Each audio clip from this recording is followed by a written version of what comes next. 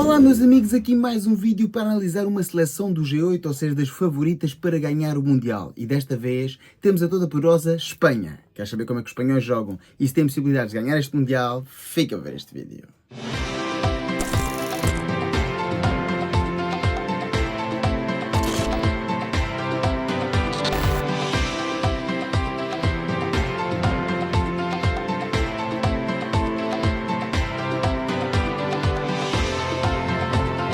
Pois é, meus amigos, aqui estamos nós para analisar mais uma das todas poderosas seleções daquelas que são consideradas as grandes favoritas a vencer o Mundial de Futebol 2026. E eu considerei aqui o G8, ou seja, Portugal e 7 equipas mais. E desta vez temos a equipa, o cabeça de sério, cabeça de cartaz do Grupo H. Estamos a falar então da Espanha, que está inserida no Grupo H, juntamente com Cabo Verde, a Arábia Saudita e o Uruguai. Mas aqui não estamos para falar do grupo, e sim para falar desta seleção espanhola. Ora, a Espanha, também conhecida como La Roja, estreou-se em mundiais em 1934, tendo participado já por 16 vezes. Venceu a edição de 2010 na África do Sul e no último mundial ficou pelos oitavos de final. O seu selecionador atual é Luís de la Fuente, um espanhol de 64 anos de idade. E as suas principais estrelas são Lamine Yamal, um extremo direito do Barcelona de 18 anos de idade, Pedri, também de 23 anos de idade, também do Barcelona e médio ofensivo, e o médio defensivo e ex-bola de ouro, 29 anos de idade, Rodri, que joga atualmente no Manchester City. Ora, o que dizer então dos espanhóis e desta seleção? Para já estamos a falar de um dos países mais fervorosos onde se vive o futebol com maior paixão. Um país com quase 48 milhões de habitantes, que já soube o que é tocar o cimo mais alto do mundo em termos de futebol. Evidentemente, estamos a falar em 2010, quando encantou o mundo, ganhando então aquele Mundial na final contra a Holanda, na África do Sul. E sinceramente, essa seleção era bastante diferente da seleção que temos hoje em dia. Aquela era a seleção do tiki-taka, e embora os espanhóis continuem a fazer muito espaço e a trocar muita bola, já a bola não anda tanto horizontalmente e é mais vertical. É uma seleção muito mais rápida, é uma seleção que joga com extremos puros em vez de um quadrado ou um pentágono de médios que acaba por trocar a bola. Chegou inclusivamente a entrar em campo com 6 médios, aquela seleção espanhola que outrora encantou o mundo do futebol com o tiki-taka. Mas esta seleção, como eu estava a dizer, nada tem a ver com isso. É uma seleção muito mais vertiginosa, com dois grandes extremos que em forma são praticamente letais. Para além disso, tem uns médios centros que são fantásticos no meu ponto de vista, todos eles com grande qualidade, quer sejam os defensivos, quer sejam os ofensivos, e tem um banco que Jesus, tem opções aqui para dar e vender, para Luís de la Fuente a poder trocar. O seu setor mais frágil, na minha opinião, continua a ser a defesa, onde não há uma defesa consolidada, e eu acho que a defesa não é propriamente o ponto forte desta Espanha, onde outrora realmente tinha centrais de grande qualidade. Já sei que podíamos estar a falar que esta Espanha, embora encante o mundo do futebol atualmente, não tem as estrelas de outrora, pois falta-lhe um Xavi, um Iniesta, um Raúl, um Sérgio Ramos, um Puyol, já teve grandes jogadores esta seleção, um Casillas, não tem um guarda-redes do nível de Casillas, nem pouco mais ou menos, não tem um avançado do nível de David Villa, de Raúl ou de Fernando Torres, mas tem aqui dois extremos que são bastante perigosos e que eu acho que podem fazer muitos estragos. Ora, e quando olhamos para a lista de Luís de la Fuente, temos 3 guarda-redes, Unai Simón, que deverá ser o titular, David Raya e Juan Garcia, embora eu acho que o Unai Simón é o pior dos 3, enfim.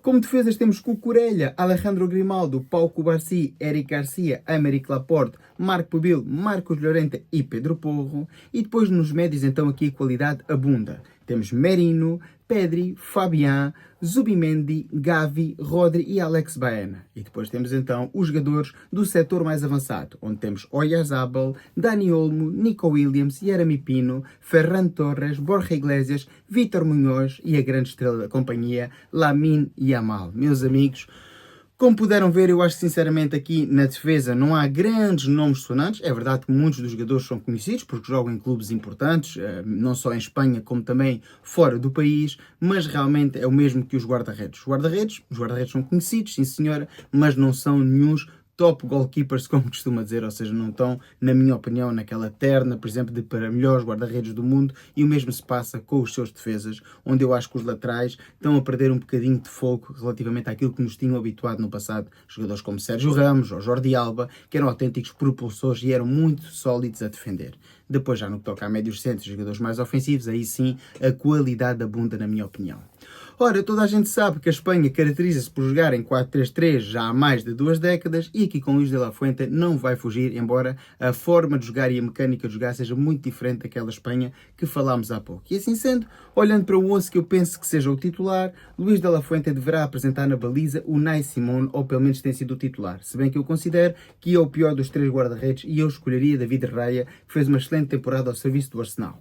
Lateral direito deverá ser Llorente, aqui uma surpresa, um médio adaptado, mas Luís de la Fuente acredita no jogador, até pela sua capacidade de vai e vem. Depois os dois centrais, Cubarsí e Laporte. Temos aqui a juventude aliada à experiência, mas eu acho que são dois centrais relativamente lentos e que não são propriamente grandes homens na marcação homem a homem. E depois temos Cucurella, talvez para mim o melhor defesa da Espanha, aqui o lateral esquerdo, que dá alguma propensão ao ataque. Depois, quando olhamos para o tridente do meio campo, eu acho que Olmo não vai fazer parte deste tridente, nem Fabián, apesar de terem feito 2 boas temporadas e no último Mundial e Europeu terem dado cartas. Eu acho que vai ser então Rodri, o titular evidentemente, a grande âncora, ex-Ballon d'Or, como dizem os franceses, ou seja, ex-bolador há 2 edições atrás, e este aqui não tem qualquer dúvida, é a bússola da equipa, Rodri. Depois acho que Merino vai ser o jogador a ocupar a posição que outrora já foi de Fabián ou de Dani Olmo, e depois o grande criativo da equipa, o jogador por qual passa todo o jogo, estamos a falar de Pedri, que esse sim é o pensador desta equipa. Depois, em condições normais, físicas, evidentemente teremos Lamine Yamal, a grande estrela, o grande nome sonante desta Espanha, à direita, e Nico Williams, para mim um jogador muito, muito importante desta seleção, um jogador muito vertical e um jogador com gol. Na frente de ataque, um falso 9, estamos a falar de Oyarzabal, da Real Sociedade. Rapidamente, voltando a falar aqui um pouco desta Espanha e como é que a mesma joga, sinceramente, acho que defensivamente não são uma das grandes potências, mas do meio campo para a frente realmente tem aqui muita rotação, muita experiência e muita qualidade.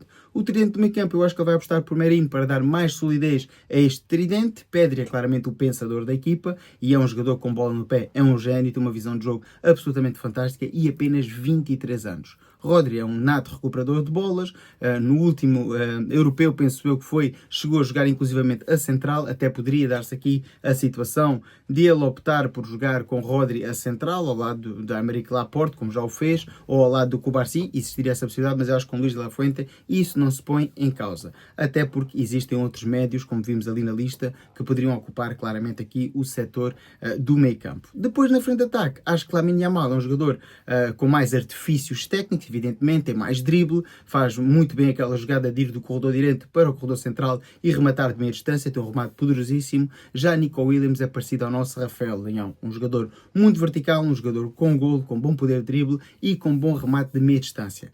A grande dificuldade desta Espanha relativamente a estes dois extremos é exatamente a sua condição física. São dois jogadores que chegaram ao final da temporada preso por arames. E eu acho que a Espanha, com Nico Williams e Lamine Yamal, é uma coisa, sem um destes jogadores ou sem os dois, é uma Espanha completamente diferente. Sinceramente, sem estes dois jogadores, nem sequer é uma seleção a considerar para chegar à fase final. Ou seja, vamos falar aí dos quartos de final para a frente. Com estes dois em forma, evidentemente temos de estar aqui a considerar a Espanha como uma potencial vencedora deste Mundial.